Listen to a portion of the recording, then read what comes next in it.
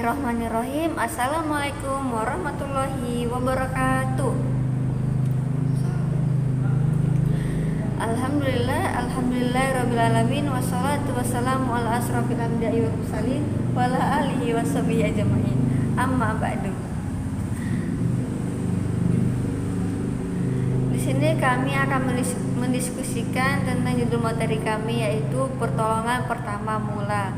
Kami di sini beranggotakan 4 orang, yaitu saya sendiri Jihan Nabilah Rahab, dan teman saya di sini ada Sri Hardianti Harahap. Kemudian 2 orang lagi ada Bunga Surya Rezeki dan Husnul Katimah. Dikarenakan mereka sedang sakit, tidak dapat hadir di sini, tetapi mereka sudah berpartisipasi dari diskusi kami ini. Baiklah, di sini kami hanya berdua saja yang akan mendiskusikan apa sih yang ada di tentang pertolongan pertama mula itu. Nah, di sini saya akan menanyakan kepada teman saya Sri Hardianti dan dia akan menjawabnya. Sri, apa aja sih tujuan pertolongan pertama mula itu? Baik, tujuan dari pertolongan pertama mula itu yang pertama menyelamatkan jiwa penderita, dan 2 memberikan rasa nyaman dan menunjang proses penyembuhan. Yang ketiga, memberikan rasa nyaman dan menunjang proses penyembuhan. Oh, baik. Ternyata di sini tujuannya itu ada 3, teman-teman. Nah, ada 3 ya. Nah, kemudian saya akan menanya lagi, mengapa pertolongan pertama harus tepat dilakukan? Karena tujuan utama pertolongan pertama adalah untuk mempertahankan penderita tetap hidup atau terhindar dari maut, membuat keadaan penderita tetap stabil, mengurangi rasa nyeri, ketidaknyamanan, dan rasa cemas. Baik, terima kasih. Kemudian yang pertanyaan ketiga, bagaimana cara mengatasi luka parut pada anak-anak didik itu, anak-anak kecil gitu kan? Di sini saya akan memberikan cara mengatasi luka parut pada anak-anak ya. Yang pertama itu, tekan bagian yang mengeluarkan darah dengan kain kasa steril atau kain bersih. Dan yang kedua, bersihkan darah sekitar luka menggunakan air dan sabun. Dan yang ketiga, jika luka terlalu dalam, segera minta bantuan atau rujuk ke rumah sakit. Baik, ternyata caranya itu ada 3 ya, ada 3. Kemudian bagaimana cara menangani pendarahan di luar? Cara menangani pendarahan luar, yang pertama itu pastikan dulu sudah cuci tangan atau sudah bersih ya terlebih dahulu. Dan yang kedua, lakukan penekanan pada area luka. Dan yang ketiga, mengangkat area luka sedikit ke atas. Dan yang keempat, membersihkan luka. Yang kelima, tutup luka dengan perban atau kain kasa. Dan yang terakhir, oleskan salep antibiotik. Baik, ternyata cara menangani pendarahan di luar itu tuh ada 6. Nah, itulah yang disebutkan oleh teman saya tadi ya. Semoga bisa diterima.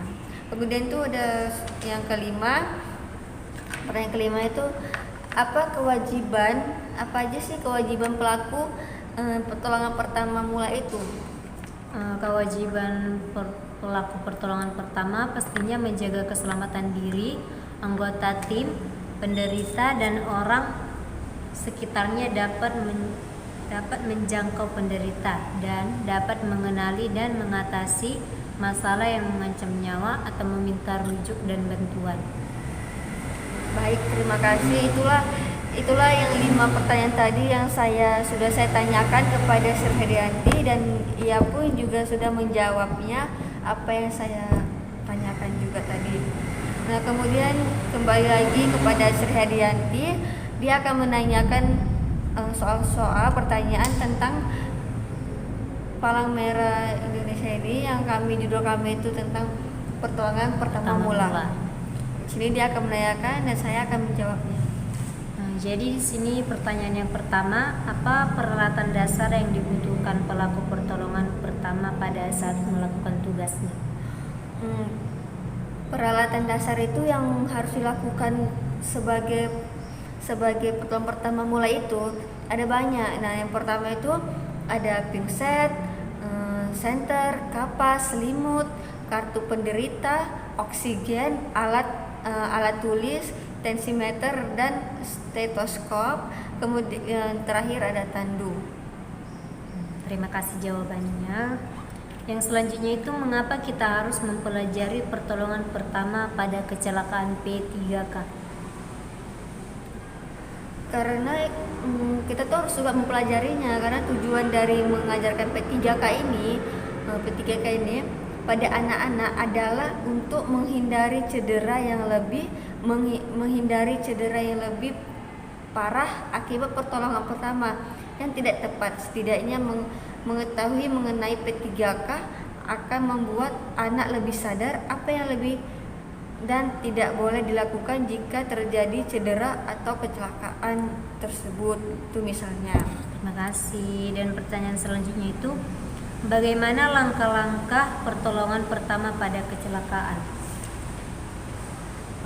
Langkah-langkah yang kita lakukan itu ada 5. Nah, yang pertama itu kita itu harus mengamati dan waspadai kondisi di lingkungan sekitar kita, mau dimanapun itu, mau di luar, di daerah sekolah, lingkungan, ataupun di mana-mana pun itu kan. Ada bisa pun juga kita akan lalu lintas gitu kan.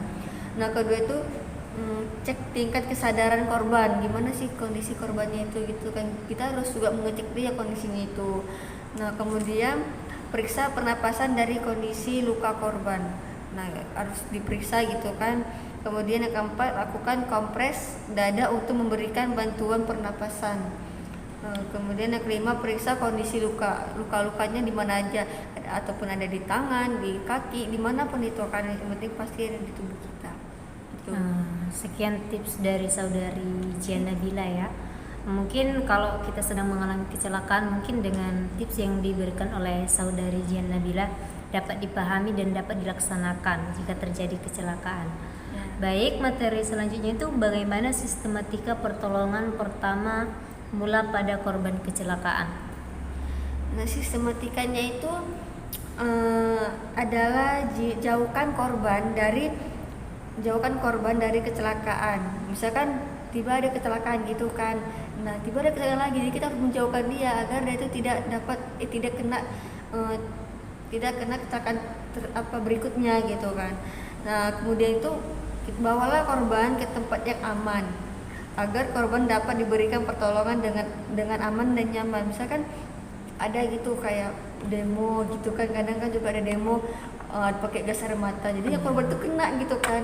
Nah, dia kena, jadi supaya dia tidak kena yang berikutnya lagi, nah kita tuh harus menjauhkan dia gitu, harus kita angkat dia, kita bawa ke tempat mana gitu agar itu tidak kena yang berikutnya lagi. Misalkan kena ada tawuran, dilempar batu atau gas air mata kan biasa gitu, karena kan nggak ada kan berita tentang yang yang main sepak bola ya, itu yang di Tanjung. yang banyak yang kena korbannya banyak sekali itu ya. Mungkin itu saja yang bisa saya jelaskan. Itulah sistematika dari pertolongan pertama pada saat kecelakaan ya. Yang pertama itu pokoknya kita harus menghindari si korban dari keadaan yang sumuk ataupun yang sedang terjadi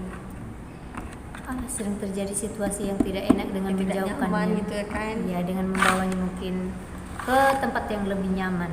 Dan yang selanjutnya itu bagaimana langkah upaya pertolongan menyadarkan orang pingsan. Jadi di sini tuh saudari Jian Nabila akan memberikan tips cara untuk mengobati orang pingsan.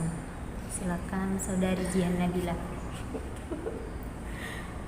Tipsnya itu langkah-langkah pertolongan untuk orang pingsan itu ada 4. Nah, yang pertama itu kita kan itu pingsan ya kan. Nah, kita itu harus berbaringkan dia atau dudukkan dan merilekskan badannya gitu. Mungkin dia tiba-tiba pingsan, nah kita golekkan atau kita senderkan atau kita baringkan dia agar itu rileks badannya itu. Nah, bisa pun kalau lagi pingsan gitu kita taruh aja sih minyak kayu putih gitu kan. Nah, kemudian tuh taruh kepala di antara kedua kaki buat duduk. Maksudnya itu gini, kita duduk, misalnya kamu pingsan, nah saya duduk gini, nanti kamu golek di paha saya gitu kan, di kaki saya gitu. Kemudian yang ketiga, meminta bantuan orang lain untuk mengambilkan air putih. Nah, kemudian kalau kita kan kita berdua gitu kan, orang ada pingsan gitu kan, satu pingsan satu lagi enggak, ya kan saya menolong kamu. Nah saya golekkan kamu di kaki saya kan, saya otomatis kan nggak bisa gerak gitu kan, apalagi kalau misalnya nggak ada bantal, kita entah di mana gitu. Nah kita tolong gitu ke sama orang lain, tolong ambil air putih gitu, air hangat, agar kita minumkan dia atau di sumur-sumur mukanya gitu bisa jadi ya Oh, kan, iya, kan ya. bisa jadi kayak gitu. Nah kemudian itu minum obat jika perlu, jika dia udah nggak apa lagi ya bawa minum kasih obat, atau kita Atau mungkin dia sedang lemas ya, Iya. kita kasih obat biar bertenaga ya, iya. gitu ya. Makanya gitulah hal-hal tersebut kan banyak gitu kan orang banyak yang pingsan gitu. Mungkin itu saja sih.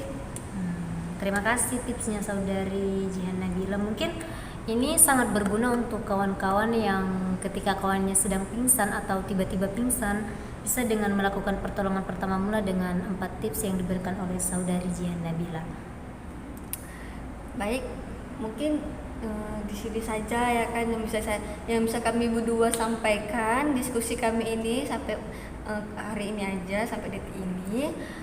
Semoga teman-teman dapat memahami apa yang kami sampaikan, yang diskusi kami ini yang kami jelaskan. Sekian, terima kasih dari kami. Saya Jihan Nabila Harahap. Dan saya Sri Hirdianti Harahap. Kami izin pamit. Wassalamualaikum Assalamualaikum warahmatullahi wabarakatuh.